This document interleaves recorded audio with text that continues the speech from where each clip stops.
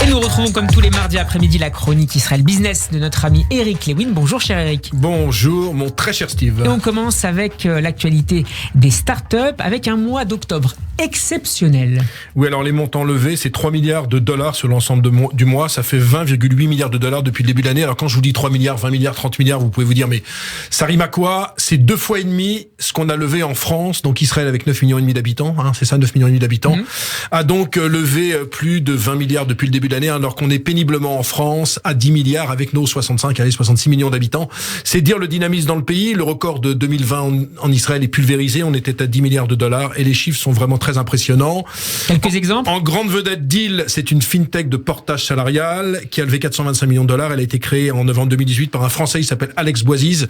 Il se trouve que je connais très bien son père, qui était Philippe Boisiz, qui avait notamment créé en France, il y a 30 ans, un éditeur intégrateur qui s'appelait Prodware, qui s'appelle toujours Prodware. Donc de père en fils, on est très bon dans la tech pour les Boisiz. Elle a fait entrer dans son capital la société le patron d'Uber. Excusez du pot, et ça vaut déjà plus de 5 milliards de dollars. Donc je vous ai dit 2018, 5 milliards de dollars en 3 ans. C'est quand même pas mal. Il y a aussi parmi les principales levées de fonds des groupes dans la cybersécurité, Orca, 340 millions de dollars, et Wiz, 250 millions de dollars. La cybersécurité, qui est un marché qui pourrait représenter 150 milliards de dollars cette année, Israël se paye vraiment la part du lion. Pourquoi? On ne dira jamais assez. On n'est plus maintenant dans la guerre. On est de plus en plus dans la cyberguerre. Vous avez vu ce qui s'est passé en Iran, où il y a eu le blocage des pompes, des carburants. Le blocage des carburants. On est vraiment dans une cyberguerre, et c'est vrai qu'Israël excelle, et même devant... Même si, rappelons qu'Israël n'a pas reconnu de responsabilité dans cette affaire. Je veux pas dire du tout ça. Je rentre pas sur ce terrain-là que je ne connais pas. Mais ce que je veux dire, c'est qu'on est vraiment dans la cyberguerre, et donc c'est pour ça qu'Israël excelle. Ce qui est intéressant, c'est qu'il y a de plus en plus de fonds anglais, américains. Moi, j'ai pas mal de copains qui ont des fonds en France, qui ne sont pas juifs, et qui me disent comment on fait pour investir en Israël. Il faut que je fasse un voyage. C'est là que ça se passe. C'est là que ça se passe.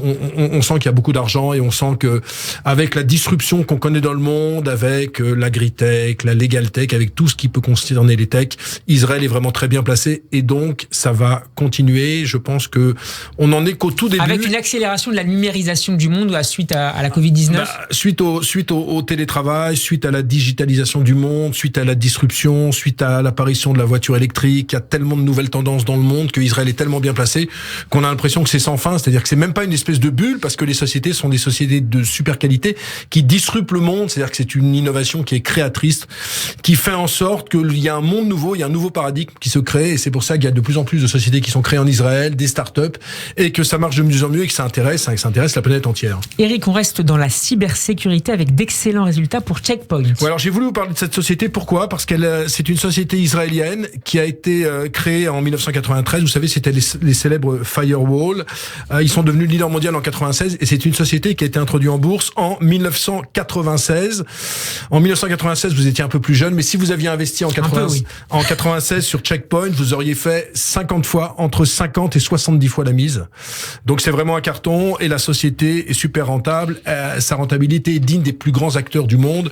Chiffre d'affaires 534 millions de dollars, bénéfice 187 millions, ça fait une rentabilité de 35%, ce qui est énorme. Alors pour donner un ordre de grandeur, c'est sûr que Microsoft, on est à 50%, mais on est quand même largement devant des boîtes comme Facebook, devant Apple. Donc Check Point, très belle société. C'est l'une des sociétés israéliennes les plus valorisées au monde. Ça vaut 16 milliards de dollars, 70 bureaux dans le monde.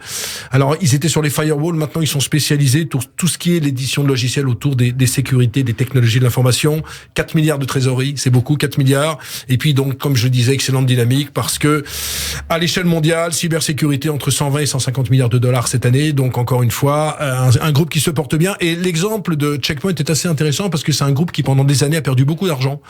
Et donc ça prouve ce que je dis depuis des années à votre micro, c'est qu'il y a des sociétés qui perdent de l'argent, et puis à un moment, quand ça décolle, il y a des valorisations stratosphériques. Et c'est ce que parce que les investisseurs croient depuis le départ au modèle.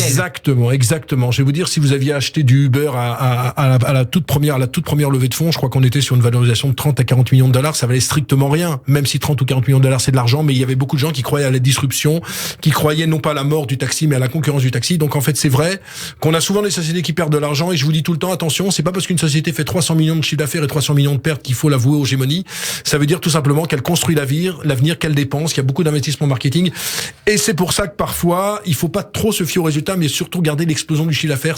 En fait, ce que regardent les fonds américains, c'est très rigolo par rapport aux fonds français. Les fonds américains, ce qu'ils veulent regarder, c'est la croissance du chiffre d'affaires, alors qu'en France, on regarde surtout la rentabilité, mais souvent la rentabilité veut rien dire, parce que si vous croissez de 60% par an, ça veut dire que vous avez un vrai marché, une vraie niche, et que la société peut être intéressante. Et puis on va terminer avec les investissements. On connaissait les Américains investisseurs en Israël, les Chinois, les Français ou encore les Anglais.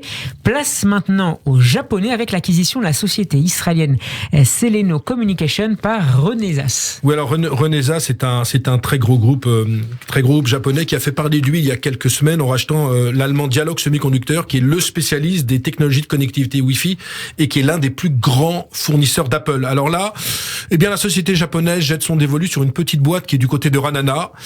C'est une société israélienne qui fait des puces Wi-Fi sur les marchés des réseaux résidentiels, du bâtiment intelligent, encore de l'industrie.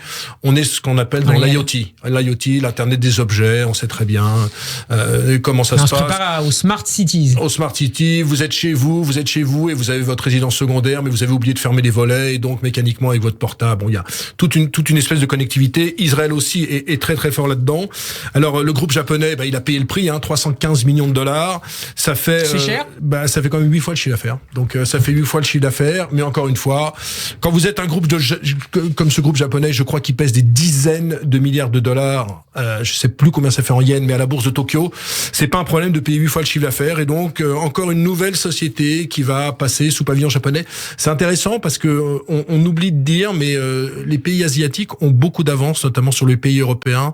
En Israël, vous avez beaucoup de Sud-Coréens, vous avez beaucoup de Chinois, vous avez beaucoup de Japonais, et ils font de plus en plus leurs emplettes, parce que vous savez que dans ces pays-là, on est dans l'internet, on est dans la technologie, on est dans les nouvelles idées économiques, et donc de plus en plus, selon moi, il va y avoir même des fonds chinois qui vont sans doute continuer à investir du côté d'Israël. C'est pas fréquent, mais c'est vrai que quand on va, ça fait 2 ans que j'ai pas été pour cause de Covid, mais c'est vrai que j'ai été un peu frappé quand j'allais dans les hôtels à Tel Aviv de voir qu'il y avait pas mal de Chinois, il y avait pas mal de Sud-Coréens, il y avait pas mal de Japonais, des populations qu'on n'avait pas l'habitude de voir en Israël, et qui viennent pour une seule chose: acheter les nouvelles technologies israéliennes pour ajouter des briques complémentaires à la technologie qu'ils ont déjà en Extrême-Orient. Merci beaucoup Eric Lewin. Israël Business est à retrouver tout au long de la semaine en podcast sur radioj.fr et sur notre application gratuite Radio J. À mardi prochain, Eric. Salut Steve, merci.